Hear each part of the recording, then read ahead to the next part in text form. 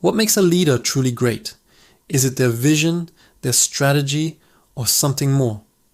Today, let's travel back in time to meet a figure whose story of courage still echoes through the halls of power, the prophet Elijah. You might wonder, what can a man who lived thousands of years ago teach us about leading in the 21st century? The answer is a whole lot. Elijah wasn't a king or a general, but his influence was immense, all because of one powerful trait, his boldness. Elijah's most famous moment came on Mount Carmel. He stood alone against 450 prophets of a false god, challenging the entire religious and political establishment of his day. Imagine that kind of pressure. The king, the queen, and the entire nation were watching. Failure wasn't just embarrassing, it could have been deadly. But Elijah didn't waver. He stood firm in his convictions, not out of arrogance, but out of a deep-seated belief in what was right. This is the first lesson for modern leaders. True leadership requires moral courage. It's about standing for your principles, even when you're standing alone. Think about the leaders we admire today, whether in business, politics, or our communities. They are the ones who aren't afraid to challenge the status quo, to speak truth to power. They see a problem, and like Elijah, they don't just complain about it, they confront it head on.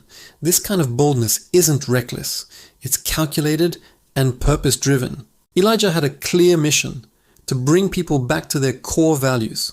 Similarly, effective leaders have a clear vision that guides their bold actions.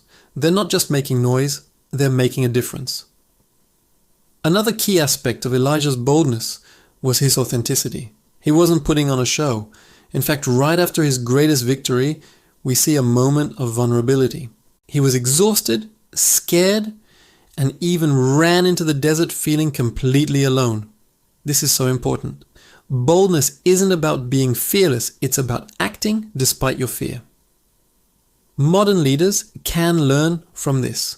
Showing your humanity, admitting when you're struggling doesn't make you weak, it makes you relatable. It builds trust.